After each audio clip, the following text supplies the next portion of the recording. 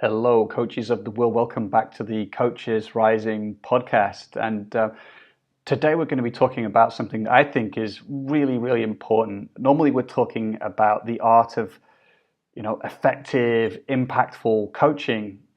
And today we're going to be exploring the art of enrolling coaching clients. If you haven't got clients, then you can't do effective coaching. But we're going to find out how closely those two are connected, that actually enrolling clients is the art of effective coaching. And I'm going to be speaking to Toku McCree, who's somebody I met a couple of months back at the Rich Litvin Intensive. And I was just really impressed with the way he was talking about coaching, his dedication to practice, and the distinctions that he was making around coaching that really kind of created some new possibilities for me in my work. So I thought, let's get him on the podcast. And he's going to talk to us about coaching beyond the yes and no. It's this kind of last 10% of the enrollment process of a client where the client has, they've said yes or they've said no to working with you. And, it's a place where a lot of coaches either freak out or they just kind of don't give it any attention and they move on pretty quickly. And Toku had an amazing breakthrough where he discovered what happened when he slowed down in that place and began to continue coaching the client, not in order to kind of put pressure on them to sign, but in order to serve them, to truly serve. So that's what we're going to be exploring today, and I think it's a beautiful podcast. So the concept that's kind of interesting that I talk about when I talk about enrollment is that most coaches spend about I would say most of their time focused on the first 90% of the enrollment process. And it's actually in the last 10% that where all the gold is. Right. And that's in this realm of coaching beyond yes and no. And that's really that's what makes and breaks a coach's business, is that last 10%.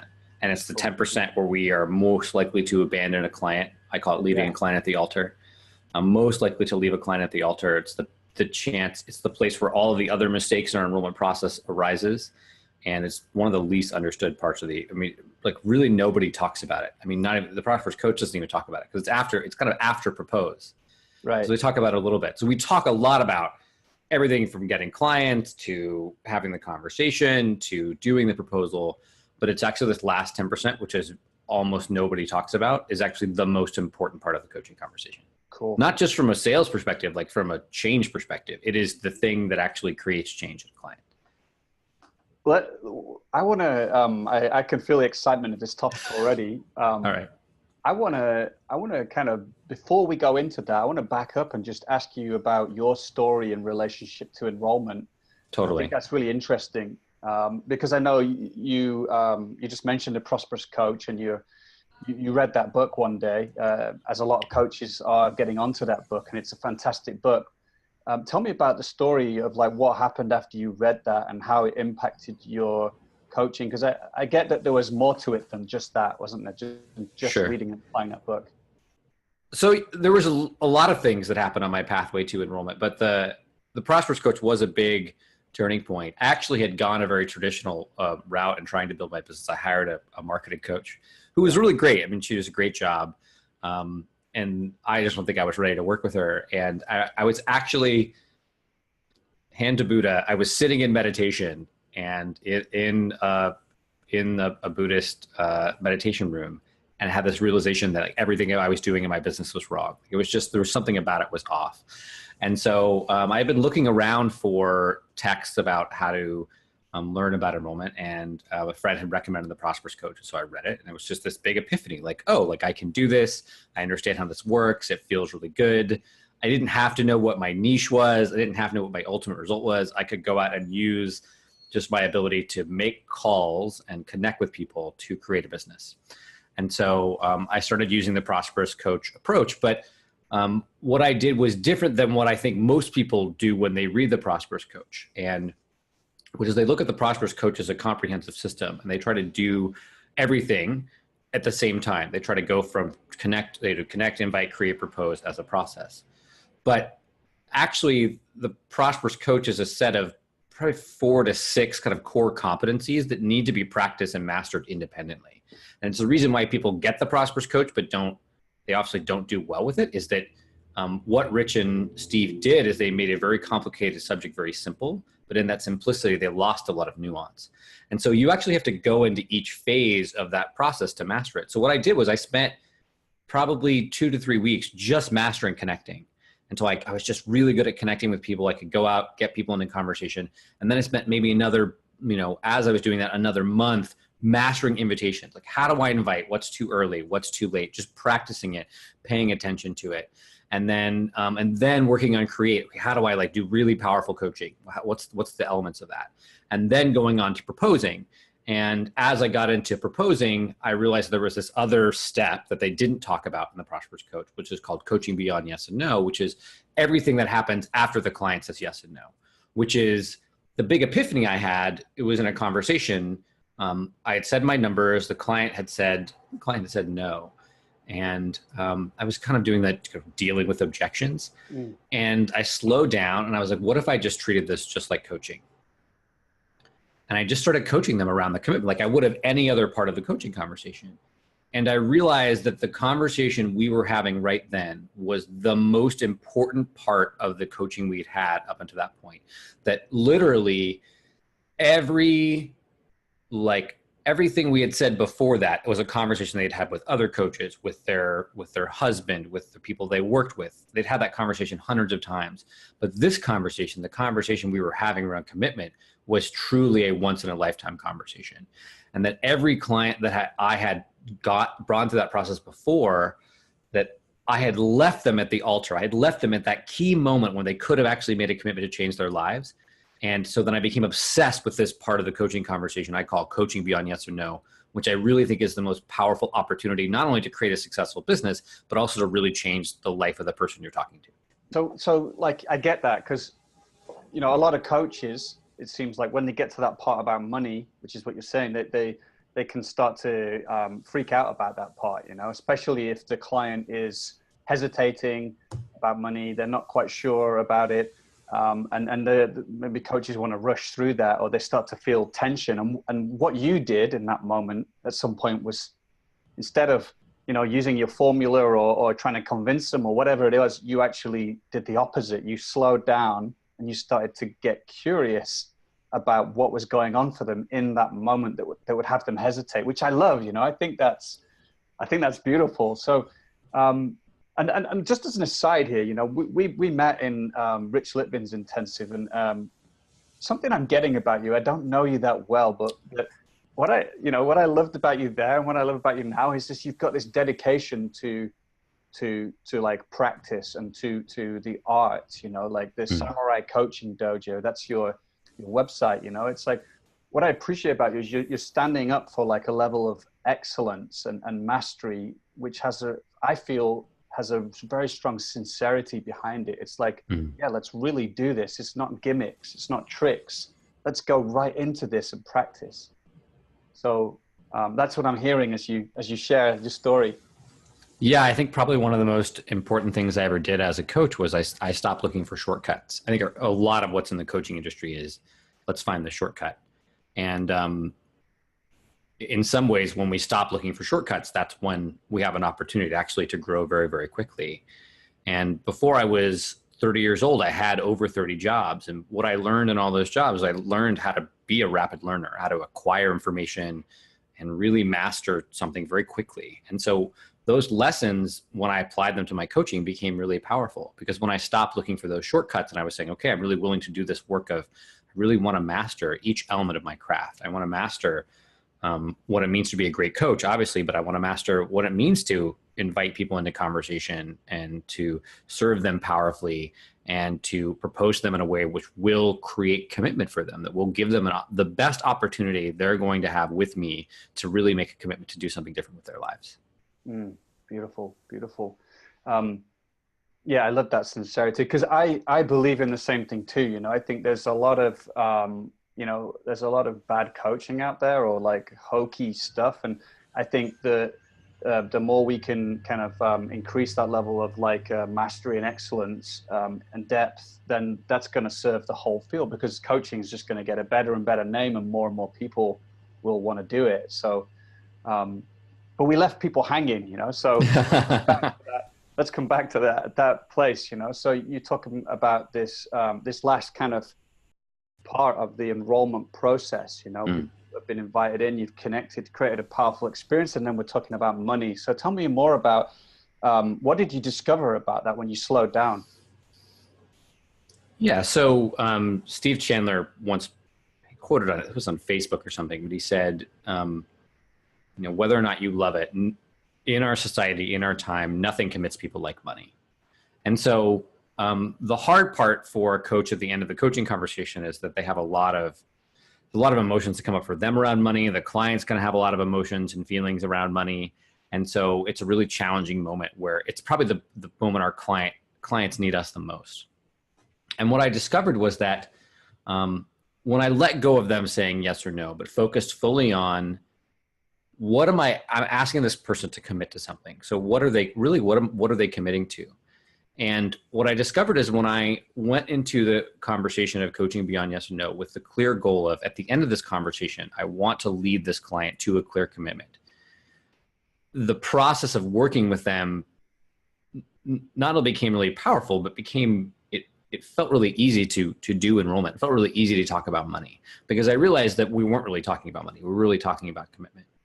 And what was great about that was that even if they said no to me, I could get them to say yes to something else. So I was in an enrollment conversation with someone yesterday. I've been partnering with a consultant to do kind of a coaching consulting model with high level speakers.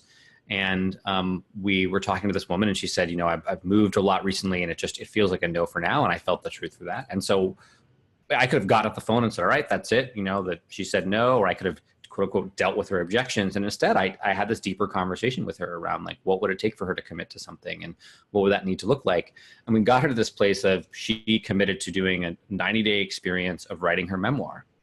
And I agreed, you know, that I would hold that possibility for her, and that I would check in with her in 90 days to see how she was doing. And instead of leaving that conversation with her being like, oh, I wanted to coach, but the timing was bad, or I feel, you know, you guys gave me all this time, I feel bad about it. She left that conversation with, I have a clear goal and path to move forward, which really served her powerfully.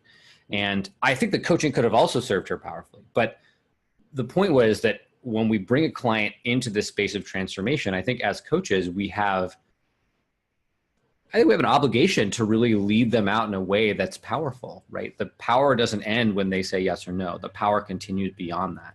And when I hold that stance as a coach, when I go all the way to coaching beyond yes or no, not only do my clients get served more powerfully, but what's amazing is I also sell a lot more as a coach, right? And there's a lot of parallels between doing excellent enrollment and doing excellent service. And I think that's what I really learned at the end of this conversation, was that I could do all the things that were right from a selling perspective, but also serve the client really powerfully. Well, actually, the question bubbling up is related to that, because, you know, what's the difference between being a bit pushy and doing what you're talking about? It doesn't sound pushy. It sounds like bold as well. You're not just, you know, if the client says, oh, I'm not ready right now, that's too much money, and you kind of back off immediately and let go. You're staying in connection and saying, hang on a minute, let's talk about that a bit more. So how do you do that in a way that doesn't come across as being, you know, oh, he's trying to convince me into doing it? Yeah. And sometimes I don't do this well. I mean, I wish I could say I do it perfectly every time, but this is a practice, right? This isn't about perfection. People think that enrollment's about getting all these parts perfectly down, but it's about constantly practicing with it and learning how to do it. So I think the other thing we often don't talk about in enrollment is that there's these two selves we have to hold in every moment of enrollment. So there's the one self, there's the Toku that's kind of the monk, the bodhisattva that just wants to help everyone out of the goodness of his heart, right? I mean, this version of me would coach for free, would, you know, just do endless conversations with people who are never going to commit to anything, just loving, compassionate, just full open-hearted self. And that part of me is really focused on service. And so in the coaching conversation, there's a part of me I'm always holding that just believes in this person nonstop and is willing to kind of do anything to be a stand for them. And then there's another part of me, which I call it my panther. And it's like the hunter in me. It is this part of me that understands that enrolling a client not only benefits me because I get to continue my business, but benefits the person. And it's a little bit more discerning. It's a little bit more like a hunter.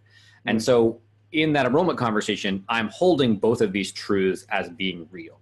And what I see most coaches do is either they try to do what I call spiritual bypass selling, which is they try to just totally sell from this place of I'm going to help everyone, which is great, but it's not, there's no boldness in this, right? There's no edginess in this, or there's edginess, but it's sort of false edginess, false innocence. Or they show up as the hunter. And when you show up as the hunter, you're going to show up as pushy. So what I see is that people who propose and then get a no, and then kind of go, that's okay, I'll, send you an article. Those are the people who are kind of living in this sort of monk mentality of I'm going to serve. And if they say no, I'll just completely back off. And people who are panthers, people will say no, and then they'll get really pushy. They'll deal with objections. They'll challenge the person in all these different ways and end up coming off kind of funky. So the way to do this really artfully is you hold in your reality yourself, both the part of you that really wants to make the sale, that sees the benefit of making the sale and is thinking of all the sales tactics and techniques and dealing with objections, that part of you, while also holding this part of you that's just a complete stand for the client. And it is in that tension that you can both make a bold stand, can say this commitment's really important, and at the same time, not come off as a pushy jerk. Yeah, beautiful, beautiful. Maybe we could, maybe would you be willing to talk about the example you shared? Like what was how did that look for you in that moment? I know you don't want to give any details away about the confidentiality, but sure. Can you, yeah. So part of what we discovered, one of the first things I did is I took coaching off the table. I said, let's, we're not going to talk about enrollment anymore. I just want to find out for you, like what does commitment look like? And we started having this conversation. I asked her,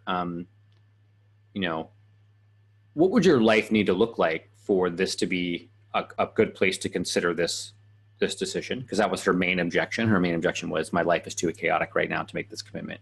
And she had just moved houses and they had a new baby. So there's a lot of good evidence to sort of back up that idea. So what would your life have to look like for you to really be able to look at this decision? Was the first question I asked.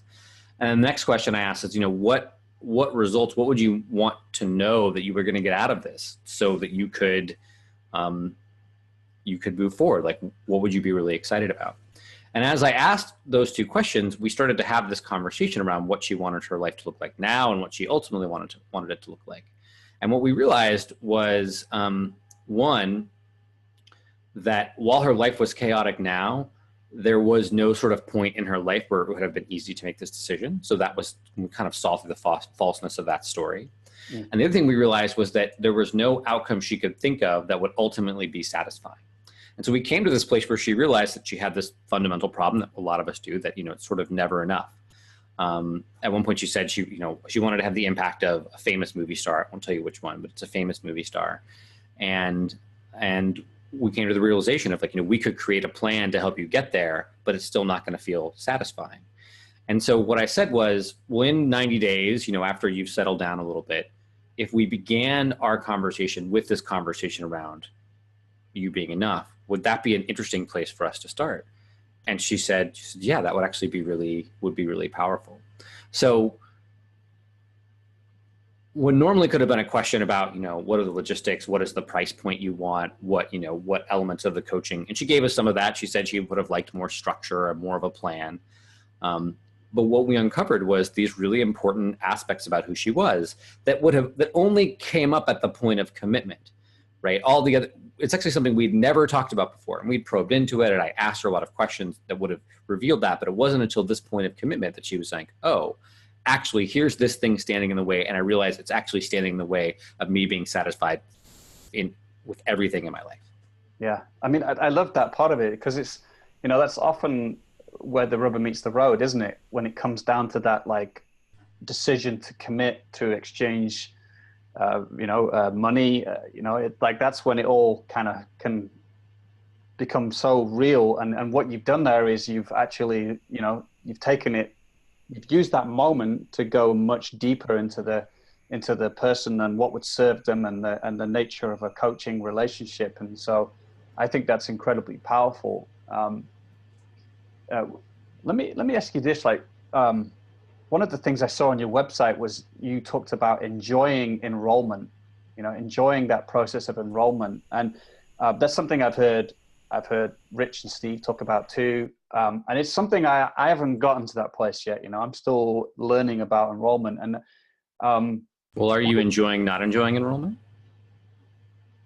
yes, I am. I am. That's true. I am. I'm enjoying learning the art of enrollment, and I'm enjoying being on my edge. So I'm probably breaking all sorts of interview protocols, but I'm curious, what about the enrollment process don't you enjoy? Good question. It's a little bit of a fear of the unknown. Sometimes it's being able to conduct these moments that you talk about, where somebody might be, kind of about to say no, and like you named it on your website, instead of being open to that and being able to slow down and say, hey, let's mind if we carry on the conversation? This is really interesting. It's like there's maybe a kind of tensing up a little bit, and a kind of like fear of like, okay, I need to do something here to make this work, which takes me out of my kind of presence. And I think it's about practice, and I know that's something else that you're an advocate for. I'm not gonna let you off the hot seat quite yet. Is that okay? Yeah, go ahead. So what you don't enjoy about enrollment is that you feel tense and you feel afraid, and then there's a sort of judgment there about, well, I should be really present in this moment, but I actually feel tense and afraid. Do I have that right? Mm-hmm. Yeah. So I mean, it's not like it's not overwhelming me, like, but it's right. But it's just uncomfortable. Yeah. So that's beautiful, and I feel the same way in enrollment. So just so you know, like, I've done tons of enrollment. I feel moments of tension, and in a minute, I'd love to talk about the guilt of enrollment. But I actually want to highlight that feeling of discomfort. That feeling of discomfort is exactly what your client is going through. And it's the reason why the part of enrollment is so powerful, is because this bottleneck of commitment creates a real palpable sense of pressure. And so it is harder for you as a coach. And I understand why it's not enjoyable. It's also not enjoyable for your client. Like, they really don't want to commit. I mean, they're sort of up against the wall, and, and their options are really, do I commit to this thing and, make a big change, really shift who I am as a person? It's what it feels like for them. Or do I not commit and kind of feel like I'm giving up on myself? That's often the crucible the client is in. And sometimes they'll project that onto you. Like, they'll either project that feeling onto you, or that project that, like, it's your fault that I'm not making the commitment. They're sort of not taking ownership. But it's that exact feeling of discomfort with why this part of the conversation is so powerful. Yeah. I mean, if you look at chemical studies or ways we do experiments, when you put something under an extremely high amount of pressure, then you can do a lot of really interesting things with those objects or in those situations. And so the very thing that makes enrollment not enjoyable for you is exactly the thing that makes it so powerful. It's why it's so important that we do practice this and show up in this way, because those high pressure moments are when things can really, really shift for you and for the client. I mean, I love that. That excites me. And I got a completely different, you just gave me a distinction that's opened up something for me there. And I thought, whilst you were saying that, I was like, so those clients that say yes to working with me very easily, actually in those moments, perhaps I should be slowing things down again. Yep. And saying, whoa, hang on a minute. Because what I'm getting from what you're saying is, if people commit on that level, if they get clear about what's going on and they find a yes, but on that level, that's just a game changer for you guys, for us to start our work together. The very foundation of where you start from is different. If you're doing coaching the right way, if you're doing coaching in a way that's really artful, you will reach a point with every client. It might be in the enrollment, it might be later on, where the pressure of the container makes them very, very uncomfortable. And the way in a way, they will not survive the coaching. They won't survive the enrollment. They won't survive the coaching. But the previous version of who they were, the previous way that they organize their thoughts and their mind and their ways of being, will not be able to pass through the barrier that you've created. In Zen, we use Zen Buddhism. We use koans, which are these questions, and I once described those questions as it's like a wall. The wall that your mind can't get through, and so you throw your being against this wall, and eventually something changes about your mind or cracks open about it, and you're able to pass through the wall, but your mind doesn't really pass through intact. And in a way, enrollment is an opportunity to do that. But if you have a client say yes, you will end up at that enrollment point at some point along your coaching, and the client will either want to quit, so they'll drop out of your program, they'll disappear, or they'll quit in a subtle way. They'll show up to the calls, they'll say they're doing the work, but they'll do a subtle quitting. My friend Adam Quiney talks about this all the time, that if you're doing coaching right, your clients will want to quit. So what happens in this opportunity of enrollment is it's sort of a chance to give them their first opportunity to quit and have them have an experience of almost quitting, but persevering, which is, you're totally right. You need to coach beyond the S2. If they say yes, you need to increase the pressure of the container so you know they're crossing over a threshold that's meaningful. Or separately, you might need to raise your prices because for whatever reason, the commitment you're asking them to make monetarily doesn't match the kind of the frequency of the person you're coaching. Well, that also was something I was about to mention, actually pricing could be important in this, that actually if your prices are too low for the commitment you're asking, there's no skin in the game for the client. It's like they're okay with just putting that money in and potentially not getting what they wanted in return from that money. So. And a lower proposal steals possibility from your client. So I just started, we created at an executive, which is the executive part of my business, we created $1 million coaching experience. And we've been writing out what that experience would be and the kinds of retreats we would form. It starts with this, we gather together a council, a personal and professional board of directors of high-level people, either that we know or from your network, to advise you throughout this year-long experience. And, we looked at like having someone work individually with a stylist, having someone do photography at the beginning of their experience, at the end, so they can actually see the visual transformation of that experience. What we've realized in creating this experience, and I haven't, I'll be totally honest, I have not proposed yet the $1 million experience. We're not quite ready for that yet. We're still kind of working out the details and making a nice brochure for it. But I have proposed mini versions of it at $100,000. And what's amazing is even the clients that said no to that $100,000 proposal, their eyes were like, wow, I'd love to be able to create $100,000 to give that to myself. And when I've described that experience of creating a council for them, of doing these different retreats, so I'd love to do that. And it really inspired them to step up and say, wow, I could actually invest that amount of money in my development, that my business would be at a place, my life would be at a place where that was a really good investment. And so even if that person didn't say yes to that, we've created this possibility together. Right. And I'm only able to do that from a place of this really serves the clients because I'm holding in this other realm. It would be awesome for my life if I could sign $1 million client. Like, it would be amazing. Like, I could do a lot of things with that money that would be really awesome for me. And that self is equally as true as the part that wants to serve the client. Right. And it's only in that tension that I can offer something like $1 million proposal and do it in a way that feels really good and really clean, because I'm not asking the client to hold my guilt for me. Yeah. Beautiful. But so many things come up, but I like the way that you called it the hunter before, but it's like owning that part of you that wants to create and have things and have abundance, have money.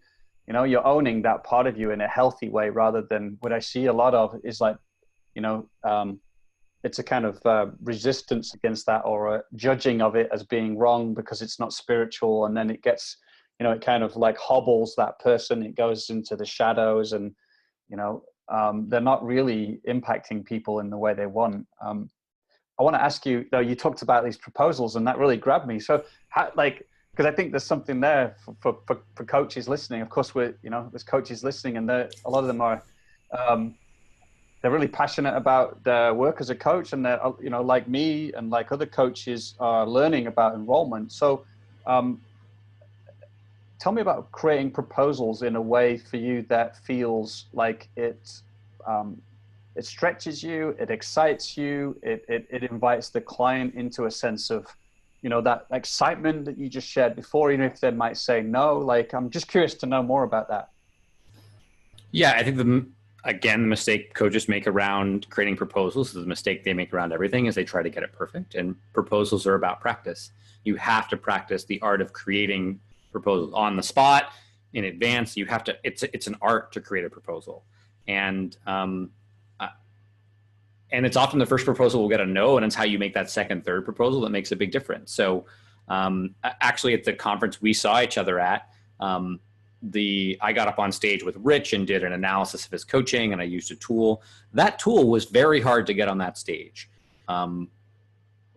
Rich, I love Rich, and Rich and I have a wonderful relationship, but there was a lot of back and forth to work on that tool together. And so I had to modify my proposal multiple times to get them to say yes to that. And there was sort of a difference in Rich's approach and my approach where we had to really find a place to meet. But what happened is every time I got a no, I would say, okay, I fully received the no. I accept that no. And I intend that I'm still going to keep making this proposal. And so I would get the no, I would think about where he was right, what was helpful about that, and then I would modify that proposal for the person in front of me. So I was staying in this practice of being in proposal, of being in this place of I'm going to keep proposing. So the first thing I would say about it is there's no right way to make a proposal. Like you can you can make a proposal out of Post-it notes, you can do a video, you can do a $100,000 package for one session, you can do any kind of proposal you want. The factors that you need to consider as you do a proposal are what percentage of this person's total yearly income is this proposal. And people go, well, it's not about the money, people can create the money. But in reality, if I make $30,000 a year and you make a $30,000 proposal, my enrollment as a coach needs to be really, really good to get you to say yes. You might be able to create the money. You might have a rich relative. I don't know. And there's a reality of, for most people, if you're asking me to give you a year's worth of my salary, I'm going to have to do it. I'm going to have to say, this is a really powerful proposal. And probably you're going to have to want to know that I'm going to get that money back or something equal to the value of that money back through that proposal. So that's the one factor. The second factor is what would really serve this person. So both what would serve this person in the package you're creating for them, right? Not what would serve you as the coach, what would really serve this person. And what is the price that would serve this person? So I've raised my prices in the moment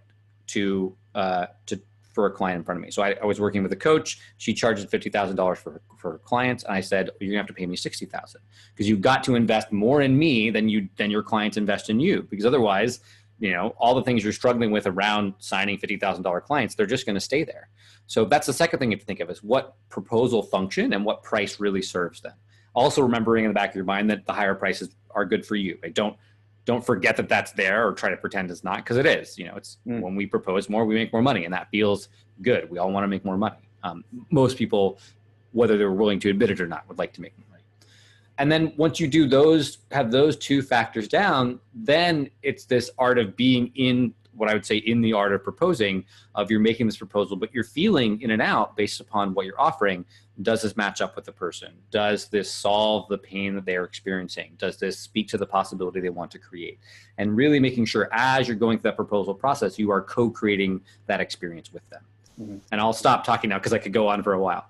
You'll meet a client, you'll talk to them, you'll do some coaching maybe, and you'll get into like what they're wanting, and then do you often go away and then think about the proposal? Okay, like I've got all these ideas and put it, or do you think on the spot in that conversation, it all comes in the moment in relationship, like? So it's both, yeah. So I have frameworks of So going in blind doesn't typically work unless you've done a lot of proposals. So if you have to really master the basics before you can just start doing it off the cuff. And you can, but it's hard, right? Because you don't really know what the structures look like. So if I were a new coach, I would start up with a couple packages, make the packages very simple, and base it off of what the person's talking about in the creation conversation. So identifying 2 or 3 of the most important things. You could do it more. 2 or 3 feel like a really good number. I usually pick something that's very practical that they want to achieve. I pick something that's based upon their mindset, sort of the ground of what they're doing. And the last thing is usually something special for that individual person that I know would be a real value add. And it's often something that's a little challenging. So I'll, I'll explain, here are the 3 things we're going to work on, and find out if they're a yes to those things. And then I'll go in and I'll explain my basic packages. And if you're a new coach, I would start with 2 packages, maybe 3. 6-month package, year-long package. If you want to make it a little more complicated, you can do a day-long retreat, or a week retreat of an hour session a day, if you want to offer something low end. But again, for over a year, when I was building a 6-figure business, I just had 2 packages, 6 months and a year. That was it. And the reason why I did that was I wanted to make the proposal simple enough so I could actually practice with this aspect of coaching beyond yes or no. Because it's usually not the exact details of the proposal that are going to create the person saying yes or no. So I have that basic framework. So now, as we've gotten a little more complicated, we have these packages that have a more fully sussed out framework. And I have documentation all about what those frameworks would involve, and the different phases we would go through, and some different add-ons that we think would really interest people, like this council idea, doing different kinds of retreats.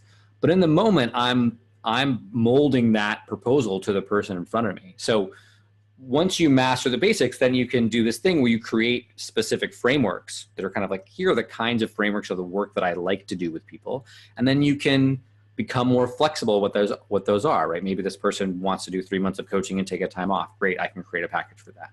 So it's both and importantly, it's this practice.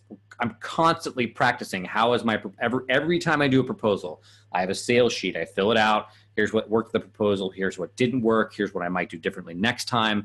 Here's the aspects of the proposal work. They wanted more structure. They wanted more flow. So every time I'm proposing, that's a time for me to practice proposing. So I never have it down perfectly. And that's why I'm able to be so dynamic in when I'm proposing to people. Mm-hmm.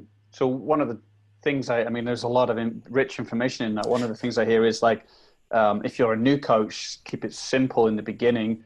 Have a couple of packages and kind of make sure that you're attuning your proposal, of course, to like the key things that the client wants and what you think would serve them, so that, of course, then the package just sounds really, really something that would inspire them. And it's almost like it's like karate kata, right? If you go watch a new student doing kata, right, they do really simple movements because they need to learn their relationship to their body, to those simple movements. And then you go watch advanced kata, they're made up of the simple movements the beginning students were using, but the complexity, the variety, the speed at which they're using those movements is much increased. It's no different with proposals. When you start off, you need really simple kata. Just saying your numbers, not vomiting, right? And not falling victim to like, I'm in total doubt that I'm worth any money at all. That's very hard at first. And then over time, you can make your kata more complex, but it's important to really learn the basic kata first. Mm. Well, we're coming towards the end of our conversation, but I'd love to ask you, like, to come back to this place of, what's something that someone listening could practice, in relationship to this, yes and no, the commitment piece.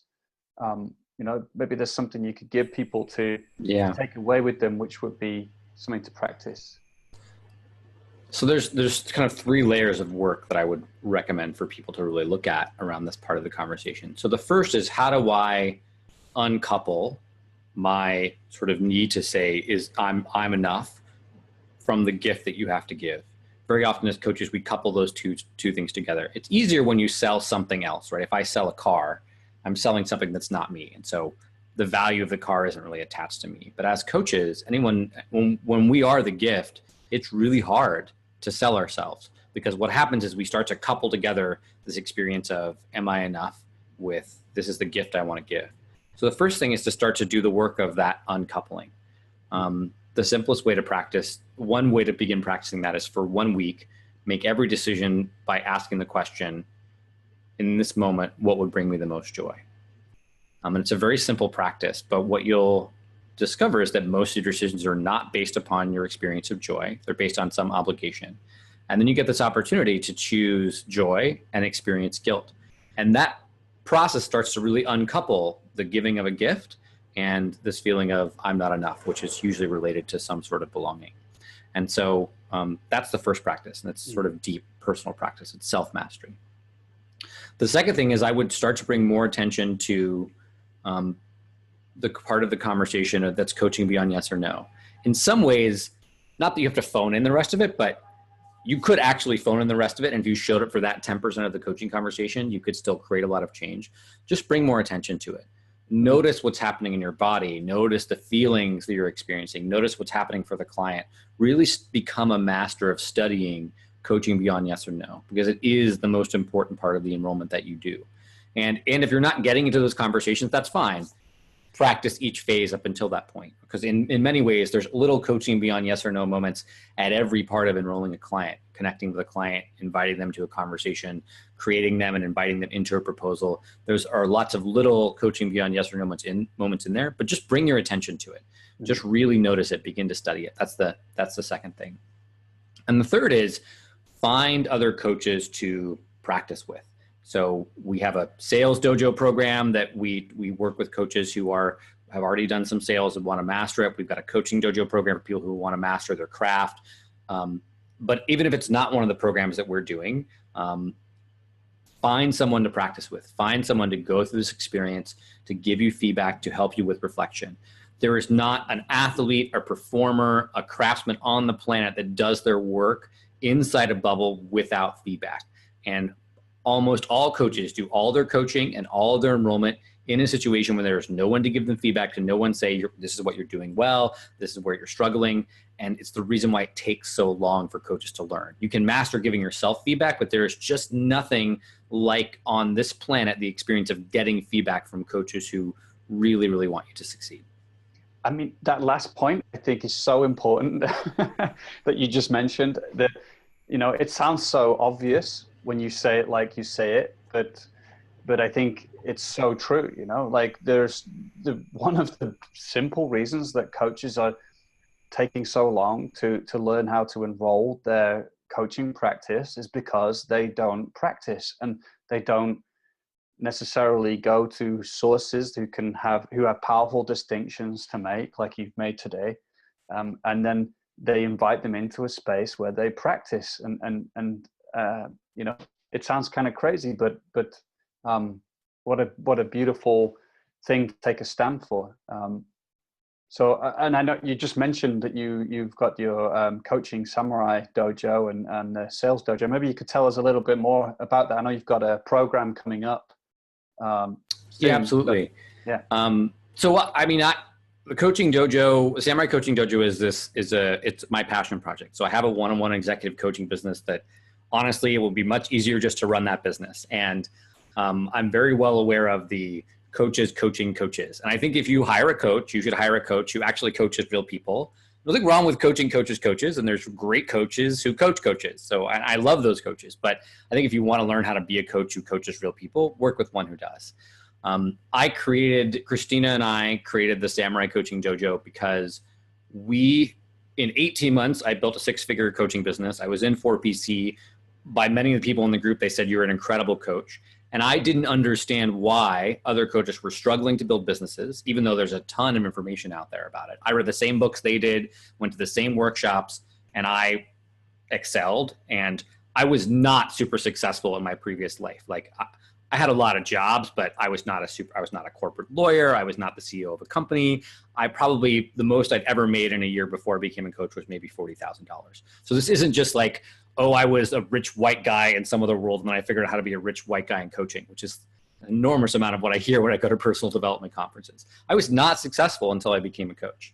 And I taught myself using these techniques how to become really successful doing something that I love. And so we created it because every time I meet a coach, I realize that this is a person that can change the world. This is a person that has the potential to change and transform the lives of hundreds of people. And if we want to live in a better world, if we want to live in a world where deep awakening is created, we need to have really powerful coaches out there in the world. And the truth is, our coaching industry has failed us. They have created excellent means to create competency, but have done very little to create mastery. And there's so much distraction. There's so many voices talking about so many things. We created the Coaching Dojo as a call back to, there is a foundational thing that cuts across schools, that cuts across techniques, that can make every coach into a master coach. And that is practice, deliberate, focused practice, studying the masters, getting feedback, understanding different frameworks, creating frameworks yourself, creating different ways of models of coaching yourself, it's not just from coaching. This is from studies of other areas of mastery. We created the Coaching Dojo as a place for coaches to come together and do that foundational practice. So if you're a kind of coach who loves mastery, who wants to master enrollment as an active service, as an active business, if you want to come and master your craft as a coach and really learn, here's the way to keep creating mastery throughout your whole life, we're down, because we want to create an army of incredibly powerful, masterful coaches to solve the crisis we're having in this world around leadership, around organizations, around connection. And I'm just completely dedicated to doing it, because as I love coaching executives, I can only coach, 5 to 6 at a time. That's just not enough. We need hundreds of thousands of coaches going out there and changing the world. And that's why we created the Samurai Coaching Dojo. Where can we find out more about what you're up to? Yeah, so if you want to go to our website's just samuraicoachingdojo.com. I think you can also go to coachingdojo.com and it directs to us, so either one. And if people are interested in learning more about either the Coaching Dojo or the Sales Dojo, or just want to know about mastery and enrollment, we've got on our page, there's a link at the top that says free courses. We've got a course on coaching mastery. We've got a mini course on honorable enrollment. We've got a couple of cool events you can download. One called Master Coaches Fight to the Death, where 2 coaches, Adam and Bae Quiney, who are going to be sensei in the Coaching Dojo the spring of 2018. They're husband-wife pair, and they actually compete against each other for a client. We've got a sensei session with Christina Berkeley from Hatch, who's also involved in EverCoach. So we've got a lot of cool resources. So even if you're not ready to sign up for a dojo right now, go to that free courses link at the top and check those out. And we'd love to have you be one of these coaches out there who are doing practice in the world.